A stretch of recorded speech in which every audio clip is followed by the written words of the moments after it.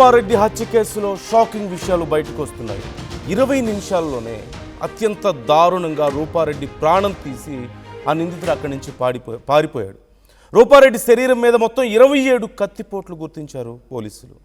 మంగళవారం సాయంత్రం 5:30 స్కూల్ నుంచి ఇంటికి తిరిగి వచ్చారు రూపారెడ్డి. అంతకు 20 నిమిషాల ముందే ఒక వ్యక్తి రూపారెడ్డి ఇంటి ముందు అనుమానాస్పదంగా తిరిగినట్లుగా సీసీటీవీ ఫోటేజ్లో గుర్తించారు. 5:41 గోడ దూకి ఇంట్లోకి వెళ్ళాడు నిందితుడు. ఆ తర్వాత రూపారెడ్డిని విచక్షణారహితంగా పొడిచి ఆమె బ్యాగులో ఉన్న 2 లక్షల రూపాయలు తీసుకొని 6 గంటల ప్రాంతంలో గోడ దూకి వెళ్ళిపోయినట్లుగా గుర్తించారు. అంటే కేవలం 19 నిమిషాల వ్యవధిలోనే ఈ ఘటన చోటు చేసుకుంది. నిందితుడు రెడ్ కలర్ టీషర్ట్ ధరించి బక్కపలచుగా పొడవుగా ఉన్నట్లుగా గుర్తించారు. 27 నుంచి 30 ఏళ్ల మధ్య వయసు ఉంటుందంటూ నిర్ధారణకు వచ్చారు పోలీసులు. నిందితుడు రెడ్ కలర్ కారులో వెళ్ళినట్లుగా కూడా పోలీసులు గుర్తించారు. చింతచెట్టు తండా రోడ్లో గ్లౌజ్లను స్వాధీనం చేసుకున్నారు. ప్రస్తుతం పోలీసుల అదుపులో పలువురు అనుమానితులు కూడా ఉన్నట్లుగా తెలుస్తోంది. ఒక్కసారి అక్కడ ఉన్నటువంటి విజువల్స్ మీరు చూడొచ్చు. అదిగో మీకు లాంగ్ వ్యూలో కనిపిస్తుంది. రెడ్ కలర్ టీషర్ట్తో ఉన్నటువంటి ఒక పర్సన్ మీకు అక్కడ కనిపిస్తున్నాడు. సుమారుగా 5:18 సాయంత్రం నడుచుకుంటూ వెళ్ళడం అక్కడ మీకు కనిపిస్తుంది. ఒక రెడ్ కలర్ టీషర్ట్, బ్లాక్ ప్యాంట్లో ఉన్నటువంటి సన్నగా పొడుగ్గా ఉన్నటువంటి ఒక వ్యక్తి అక్కడ నడుచుకుంటూ వెళ్ళడం మీకు కనిపిస్తుంది. ఆ వ్యక్తే ఈ దారుణానికి పాల్పడ్డాడు అంటూ ఇప్పుడు పోలీసులు ప్రాథమికంగా ఒక అంచనాకు వచ్చినట్లుగా మనకి సమాచారం అందుతోంది. సో మీరు డిఫరెన్స్ మీరు క్లియర్గా చూడొచ్చు. 17:18 అక్కడ క్లియర్గా, అంటే 5:18 అక్కడ మీకు కనిపిస్తుంది. మరోవైపు 5:02 ఇక్కడ రూపారెడ్డి వచ్చినటువంటి time. So within just 19 minutes ఈ మొత్తం దారుణం జరిగింది. అయితే అసలు ఎందుకు ఇలా చేశాడు అతను? నిజంగా దొంగతనం చేయడానికే వచ్చాడా? దొంగతనం చేయడానికి వస్తే చేతికి గ్లౌజులు వేసుకొని ఇలా పర్టికులర్గా ఇంత దారుణంగా 27 సార్లు కత్తితో పొడవాల్సిన అవసరం ఏముంటుంది? దొంగతనం చేయడానికి వస్తే అంత దారుణంగా, అంత విచక్షణరహితంగా ఒక సైకోలాగా 27 సార్లు కత్తితో పొడిచాడంటే కేవలం దొంగతనం చేయడానికే వచ్చినట్ల? లేకపోతే we have seen some psychopaths. గతంలో కూడా చూసాం దొంగలు అండ్ సైకోపాత్ మెంటాలిటీ ఉన్నవాళ్ళు మనం గతంలో చూసాం. లైక్ దండుపాళ్యం గురించి చెప్తూ ఉంటారు కదా. సో అలాంటి కండిషన్స్ మనం గతంలో చూసాం. వాళ్ళు కేవలం దొంగతనం చేయడం మాత్రమే కాకుండా వాళ్ళకు ఒక రకమైనటువంటి సాడిస్టిక్ మెంటాలిటీ కూడా ఉంటుంది. ఒక్కొక్కరు ఒక్కో రకంగా చేస్తూ ఉంటారు. అంటే లిటరల్లీ వచ్చి అర్ధరాత్రులు వచ్చి కిచెన్లో భోజనం చేసి అక్కడ మలమూత్ర విసర్జన చేసే టైప్ కొంతమంది ఉంటే, కొంతమంది అక్కడ ఉన్న వాళ్ళ మహిళల్ని మానభంగం చేయడం, కొంతమంది ఏమో ఇలా దాడులు చేయడం, ఇలా రకరకాలుగా ఉంటుంటారు. సో అలాంటి ఒక మెంటాలిటీ, లేకపోతే ఇంటెన్షనల్గా రూపారెడ్డిని ప్రాణం తీయాలి, తన ప్రాణాలు తీయడమే ఉద్దేశంగా అక్కడికి వచ్చాడా? డబ్బు తీసుకెళ్ళడం అనేది ఒక డైవర్షనా? లేకపోతే నిజంగా దొంగతనానికి వచ్చి ఆ కంగారులో చేశాడా? అంటే కంగారులో 27 సార్లు కత్తితో పొడిచే పరిస్థితి ఉంటుందా? What you think about this? Nirmala join అవుతున్నారు. నిర్మల, ఇప్పుడు ఈ కేసు విచారణ అసలు ఎంతవరకు వచ్చింది? అనుమానితులు ఉన్నారు, పోలీసులు అదుపులో అంటున్నారు. మరోవైపు సీసీ కెమెరాలో రికార్డ్ అయిన దృశ్యాలు కనిపిస్తున్నాయి. సో ఎంతవరకు వచ్చింది విచారణ? నందు, రూపారెడ్డి కేసులో మాత్రము రోజుకొక ట్విస్టులు బయటపడుతున్నాయి అనుకోవచ్చు. ఎందుకంటే కూడా పోలీసుల దర్యాప్తులో రోజుకో విధంగా కూడా కీలక మలుపు తిరుగుతూ కొన్ని విషయాలు బయటకు వస్తా ఉంటే, వెల్లడవుతా ఉంటే మాత్రము భయభ్రాంతులకు గురవ్వాలి అనే విధంగా కూడా తెలుస్తూ ఉంది. ఎందుకంటే ఇక్కడ సీసీ ఫుటేజ్ ఆధారంగా కూడా పోలీసులు అయితే ఒక వ్యక్తిని గుర్తించడం జరిగింది. మరి ఆ వ్యక్తి ఖచ్చితంగా కూడా 5:30 గంటల ప్రాంతంలో రూపారెడ్డి ఇంటికి వచ్చిన తర్వాత 5:45 తను ఇంట్లోకి వెళ్ళుంటాడు అని కూడా గుర్తిస్తూ ఉన్నారు. అలాంటిది తను ఎందుకు ఇంత దారుణానికి ఒడిగట్టాడు? కేవలము 20 నిమిషాల వ్యవధిలోనే ఇంత ఘటనకు పాల్పడ్డాడు అనేది కూడా పోలీసులు కొన్ని అనుమానాలను వ్యక్తం చేస్తూ ఉన్నారు. ఎందుకంటే తనని ఎవరైనా పంపించారా అక్కడికి? పంపించిన నేపథ్యంలోనే, అంటే ఎందుకంటే 3 రోజులు ఇక్కడ రూపారెడ్డి కానీ తన భర్త కానీ లేరు, ఇంట్లో ఎవరు లేరు. వాళ్ళిద్దరు కూడా ఇక్కడ హైదరాబాద్కి తన కుమారుడి వద్దకైతే రావడం జరిగింది. కాబట్టి ఈ 3 రోజులు వాళ్ళు పక్కాగా ప్లాన్ చేసుకున్నారా? మొత్తం ఇంటి ఆవరణలో మొత్తం కూడా పక్కాగా ప్లాన్ చేసుకుని ఆ తర్వాత రూపారెడ్డి కోసం స్కెచ్ గీసినట్టుగా కూడా పోలీసులు అయితే అనుమానిస్తూ ఉన్నారు. అందుకు ఇక్కడ సుపారీ ఇచ్చి ఎవరైనా అతన్ని పంపించిన ఎడల ఈ దారుణానికి వడిగట్టిన తర్వాత తన బ్యాగ్ చెక్ చేయడం జరిగిందేమో, అందుకే అందులో ఉన్న డబ్బులు మాయం చేశాడేమో అనేది ఒక ఎత్తు అయితే, రూపారెడ్డి ఫోన్ ఎలా మాయమైంది, మరి ఆ ఫోన్ ఈ వ్యక్తి తీసుకెళ్లాడా, ఇంకా ఎవరైనా ఉన్నారా తనతో పాటు?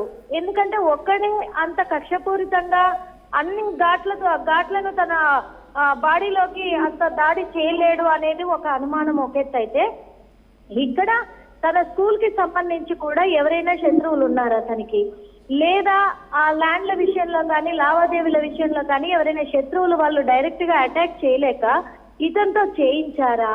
ఈ కోణంలో కూడా పోలీసులు అయితే ఇప్పుడు ఆ వ్యక్తిని అదుపులోకి తీసుకున్నారు. అతను కొంచెం బక్కపల్చగా ఉన్నట్టుగా కూడా తెలుస్తుంది.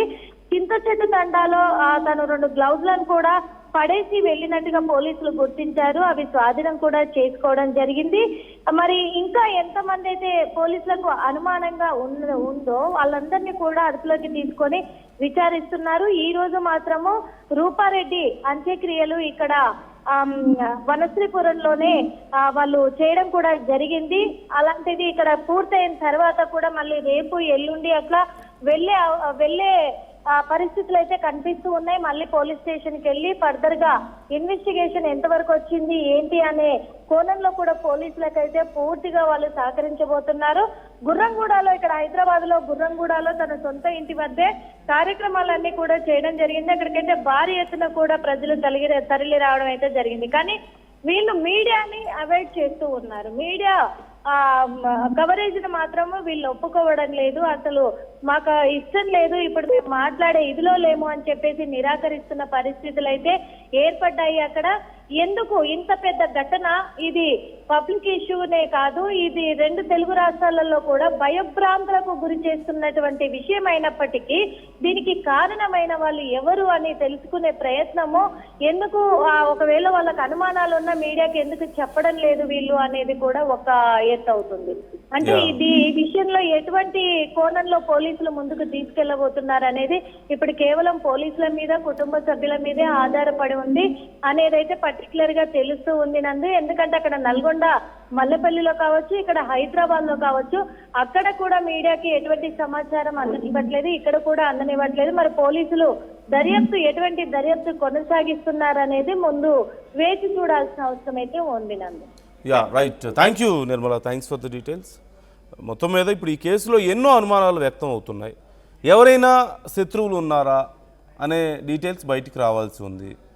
మరోవైపు దొంగతనం కోసం వస్తే ఇలా జరుగుతుందా?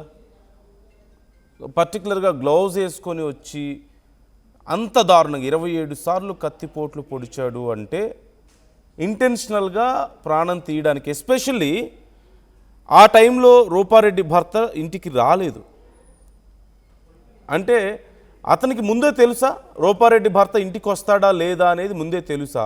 ఒకవేళ వచ్చుంటే ఇద్దరి మీద అటాక్ చేసి ఉండేవాడా? ఏం జరిగింది అనేది డీటెయిల్స్ మనకు తెలియాలి. ఎస్పెషల్లీ సీసీ కెమెరాస్కి కూడా దూరంగా ఉన్నాడు, చాలా దూరమైనటువంటి విజువలే మనకు కనపడుతుంది. అంటే డైరెక్ట్గా ఎక్కడెక్కడ సీసీ కెమెరాలు ఉన్నాయో తెలుసు, హ్యాండ్స్కి గ్లౌజ్ వేసుకున్నాడు ఒకవేళ ఎలాంటి ప్రూఫ్ దొరక్క ఉండడం కోసం. అండ్ రూపారెడ్డి ఒక్కతే ఆ టైంలో ఉంటుందని కూడా గెస్ట్ చేసి ఉండాలి. ఎందుకంటే తన భర్త కూడా ఉండుంటే అంత ధైర్యం చేస్తాడా? ఇద్దరు ఉన్నప్పుడు అలాంటి ఘాతుకానికి ఒడిగట్టడానికి అవకాశం తక్కువ ఉంటుంది. సో ఇంటెన్షనల్గా చేశాడా అనేదే ఇక్కడ అనిపిస్తుంది. మరోవైపు డబ్బులు, ఫోన్ కూడా తీసుకెళ్ళిపోయాడని చెప్తున్నారు. సో జనరల్లీ ఇప్పుడున్నట్టు పరిస్థితుల్లో డబ్బుల కోసమే వస్తే డబ్బులు తీసుకొని వెళ్ళిపోతారు, అంటే దొంగతనం కోసం వస్తే ఇంకేమీ పోలేదు.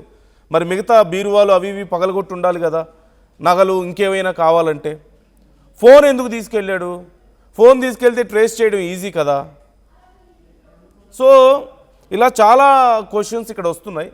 ఎక్కువ ప్రశ్నలకి సమాధానాలు మనం వెతుక్కుంటే ఇంటెన్షనల్గా చేశాడు అన్నట్లుగా కనపడుతుంది. ఒక సాధారణమైన దొంగ జస్ట్ లోపలికి వచ్చి డబ్బులు తీసుకుంటుండగా ఎవరో ఒక మహిళ వస్తే అక్కడి నుంచి జనరల్గా పారిపోతారు.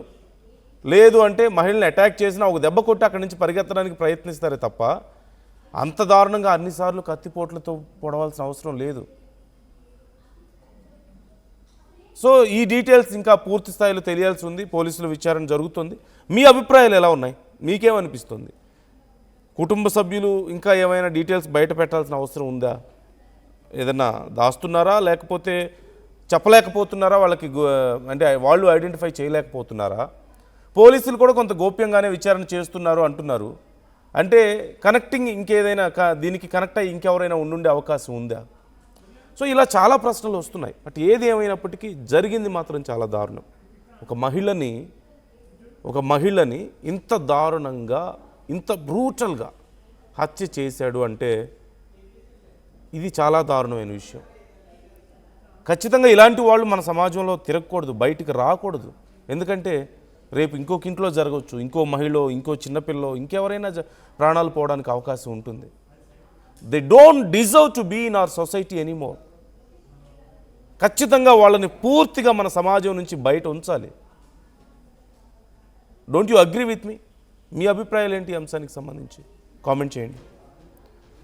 ఒకసారి అధికారులు ఏం చెప్తున్నారో మీరే చూడండి ఈ అంశానికి సంబంధించి. ఈ కొండమల్లపల్లి పోలీస్ స్టేషన్ లిమిట్స్లో క్రైమ్ నెంబర్ 150/26 ఒక మర్డర్ కేసు నిన్న ఒకటి మనం రిజిస్టర్ చేయడం జరిగింది. దీనికి సంబంధించి ఇవాళ నిన్న క్లూస్ టీమ్ వచ్చేసి అన్ని క్లూస్ అన్నీ కూడా తీసుకోవడం జరిగింది. అదేవిధంగా డాగ్ స్క్వాడ్ కూడా వచ్చింది. మనకి సస్పెక్ట్స్ కూడా మనం ఐడెంటిఫై చేయడం జరిగింది.